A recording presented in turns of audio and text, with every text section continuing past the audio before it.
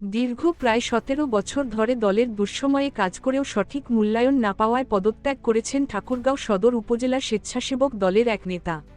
চমকপ্রদভাবে দল থেকে নিজেকে পবিত্র ও পাপমুক্ত করতে তিনি দুধ দিয়ে গোসল করে পদত্যাগ করেন। পদত্যাগকারী ওই নেতার নাম মোহাম্মদ তুষার আলী।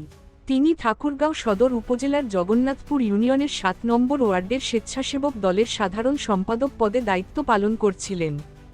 শনিবার ২২ নভেম্বর জগন্নাথপুর ইউনিয়নের খচাবাড়ি বাজারে নিজ দোকানের সামনে এই ঘটনা ঘটে।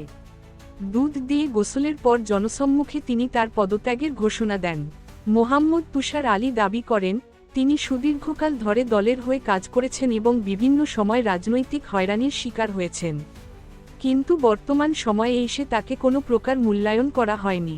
পদত্যাগের কারণ ব্যাখ্যা করে তুষার আলী বলেন, আমি দলের দুঃসময়ে দিনের পর দিন কষ্ট করেছি, নানাভাবে হয়রানির শিকার হয়েছি, তবুও দলের প্রতি নিষ্ঠাবান ছিলাম। কিন্তু যখন বর্তমান সময়ে এসে দেখলাম আমার এই ত্যাগ কষ্টের কোনো মূল্য নেই এবং আমাকে কোনো মূল্যায়ন করা হচ্ছে না, তখন মনে হলো আমার এতদিনের পরিশ্রমটাই বৃথা। এই অমূল্যায়ন আমাকে গভীরভাবে ব্যথিত করেছে।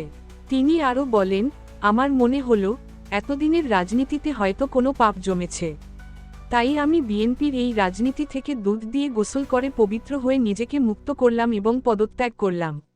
জগন্নাথপুর ইউনিয়নের সাধারণ সম্পাদক মো.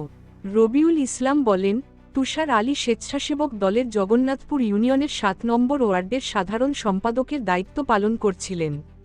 কী কারণে তিনি আজকে এই পদত্যাগ করেছেন এ বিষয়ে এখন পর্যন্ত আমি জানি না। তার সঙ্গে কথা বলে বিস্তারিত বলতে পারব।